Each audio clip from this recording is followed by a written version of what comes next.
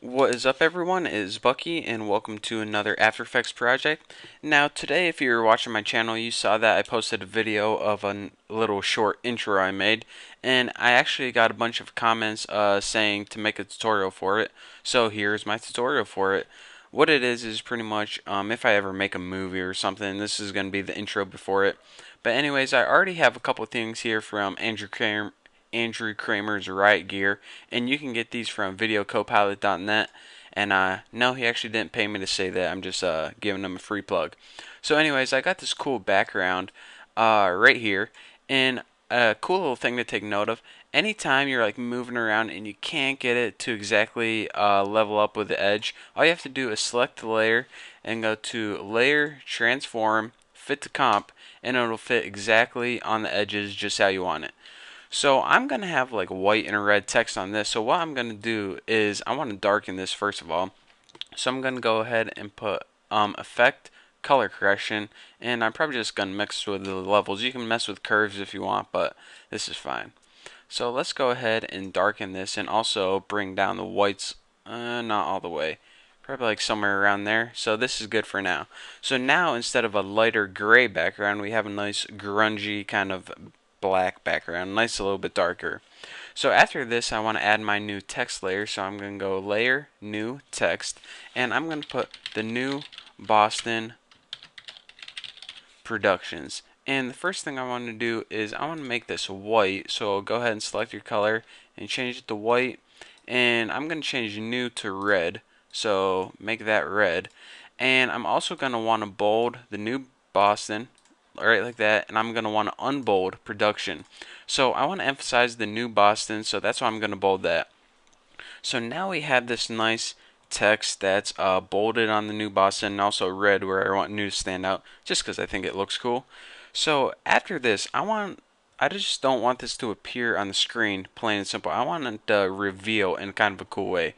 So in my project, I have this video clip right here from Andrew Kramer's there we go. I can't concentrate and look at it at the same time. Andrew Kramer's what's it called, Riot Gear, and what it is it kind of is like a white creeping in and then expanding. Well, I want this to apply to my text layer. So here's what I'm gonna do. The first thing I need to do is put Luma Matte Reveal. And here's another thing. If you don't see this, go ahead and press columns and make sure you have your modes on. But anyways, put this movie right above your text layer and then change the track matte of your text layer to Luma Matte Reveal. And this will put the matte on the text layer, and now whenever you play your movie, you see it kind of reveals like it was before. Pretty cool, huh? But a thing I want to do is let's go ahead and view this layer again, clicking this little eyeball. I actually want it to reveal. You see it's revealing in the middle first. I also want that to be right on the new Boston. So that's right in the middle of this movie. So what I'm going to have to do is hide this, select my track matte, hit my arrow, and just move it up until it centers in the new Boston. Again, before it was right in the middle, and I want that right because I want the new Boston to show first. So now, as you can see, if I move that matte, the new Boston fades in, and then Productions gets revealed right like that. So that's how you can use a Lumamat to reveal your title in cool ways. So now, after this, there's a couple more things I want to do. And I know I'm going fast, but there's a lot of things I want to do in this tutorial. I also got this cool little brush stroke from, yeah, you guessed it, Riot Gear, right like that. And all it is a white brush stroke on black. And this is perfect for transfer modes. Now, in order to get all the black taken away, we can use any of these. Add, lighten, classic color dodge. What we want to do, a cool one, you can pick any one you want. I think classic color dodge is a really cool one. And as you can see, one problem we have with this is it's kind of fading into productions and it's just a little too big. So just go ahead and shrink that, and let's see, just move it over here a little bit. And I kind of want to expand this the entire length right like that. So that looks pretty good right there. Maybe I would just tighten it up just a tidbit. That's what she said. And see, that looks pretty good right here. But again, I just don't want this to appear on the screen right like that. I want this kind of swoosh in. So here's what I'm going to do. First, I want my text to fade in gradually. And when that's all faded in about 3 seconds, then I want the swoosh to come in. So let's go ahead and select your swoosh layer right here, brush 26. I'm going to go ahead and do Effect, Transition, Linear Wipe.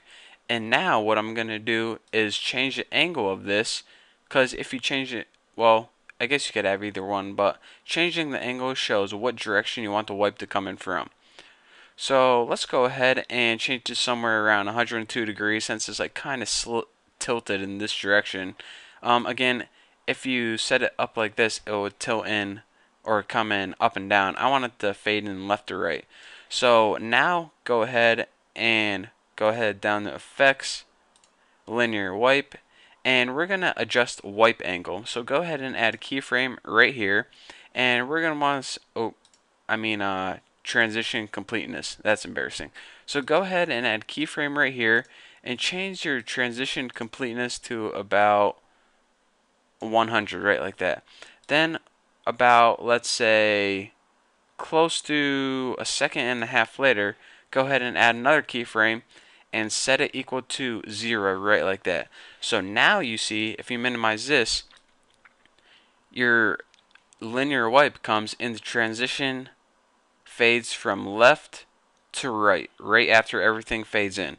So the last thing I want to do, if I have time, is probably just add a quick camera layer, new camera, 35 is good. And what I want to do is transform to position. So add a keyframe right here at the position, then at the very end, just move it a little bit closer. So let's see what's going on here. This keyframe is right there in my camera. Oh, by the way, they all need to be 3D. So now you see my camera kind of moves in slightly the whole time. So there we go. So this is your final animation. First it fades in, and then you get the nice little swoosh, and the whole time your camera is moving in. And I know I went quick, but I only got 10 minutes in this tutorial, and I got time to spare. So thank you guys for watching. Don't forget to subscribe. And if you have any more questions, just leave me a comment, and I probably will not answer it. But thank you anyways. Don't forget to subscribe and check out my blog.